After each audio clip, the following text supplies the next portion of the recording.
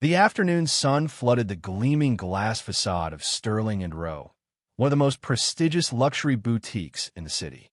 Its white marble floors, crystal chandeliers, and polished brass accents created an atmosphere of wealth so palpable it almost hummed in the air.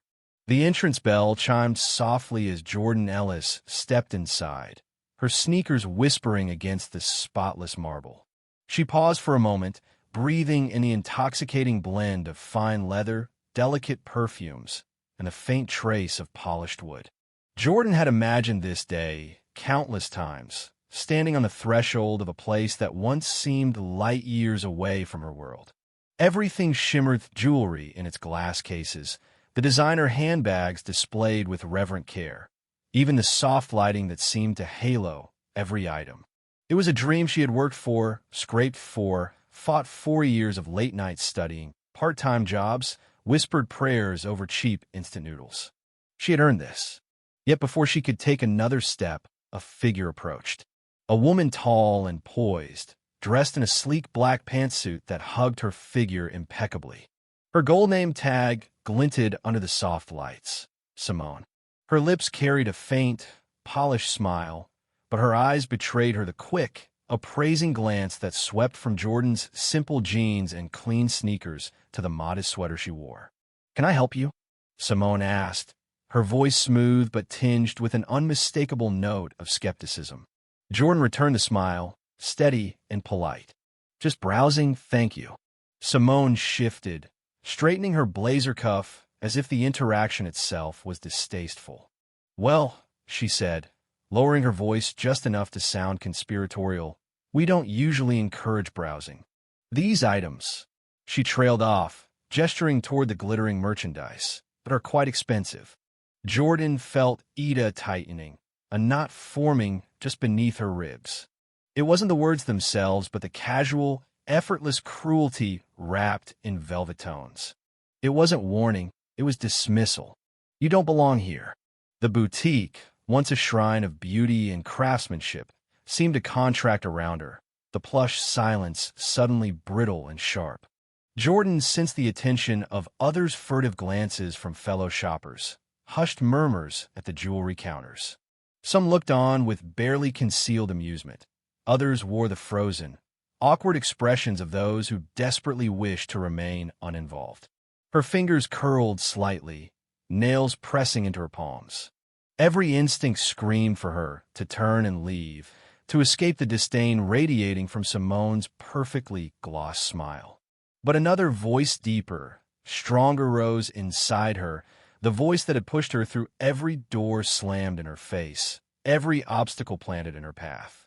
She straightened her spine, fixing Simone with a gaze as cool and clear as glass.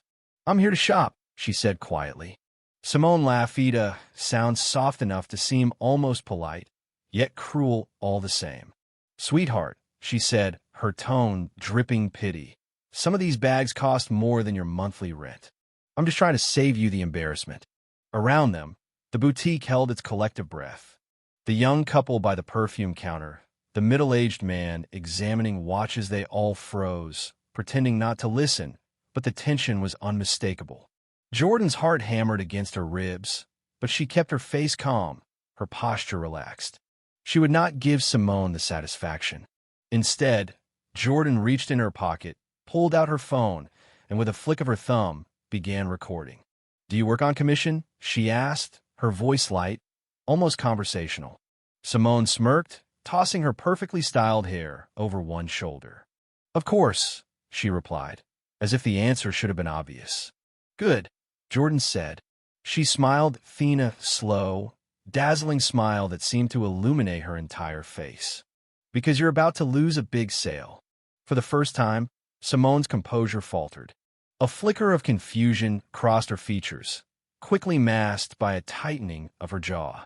But it was too late. The balance of power had shifted, and everyone in the boutique could feel it. Without another word, Jordan turned away, her every step measured and unhurried. She approached a younger associate, a slender young man with carefully styled hair and kind, uncertain eyes who had been pretending to organize scarves but had clearly witnessed the entire encounter. "Hello," Jordan said, her voice carrying easily across the store. "I'd like to make a purchase." The young associate blinked, glancing nervously toward Simone, but then seemed to gather his courage. He smiled warmly. "Of course. How can I assist you today?" Jordan gestured toward a glittering glass case filled with designer handbags. She pointed to Oni deep burgundy leather piece with hand-stitched detailing and a gold clasp that caught the light. "I'll take that one," she said. The boutique seemed to collectively lean in closer. Simone took a step forward, as if to intervene, but froze when Jordan coolly pulled out a sleek black credit card. Its surface shimmered under the boutique's elegant lighting, the unmistakable mark of limitless financial freedom.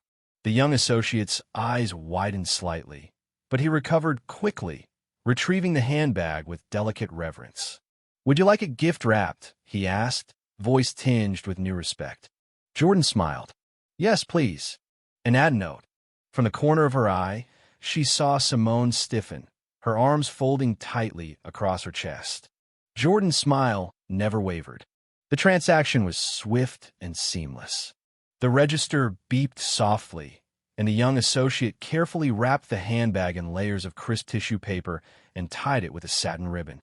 As Jordan accepted the elegantly packaged bag, the boutique manager appeared, a sharp-eyed man whose mere presence seemed to draw silence from the room. His gaze swept the store, taking in attention the lingering eyes, the unmistakable air of scandal. He zeroed in on Simone. "My office." "Now." Simone hesitated, the blood draining from her face, but the manager's expression brooked no argument. Jordan watched quietly, feeling no need to gloat. She had already won. Before turning to leave, she extracted the receipt from the shopping bag, folded it carefully, and handed it to Simone. Simone stared at it as if it were a live wire, but she took it with trembling fingers. Unfolding the slip of paper, she found 7 simple words written in Jordan's neat, flowing script. "Never judge a book by its cover." Beneath it, Jordan's full name, Jordan Ellis. A gasp rippled through the boutique. "Ellis? As in Ellis Global Holdings?"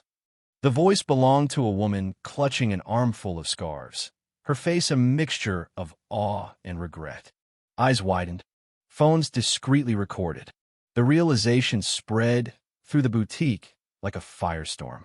Jordan simply smiled.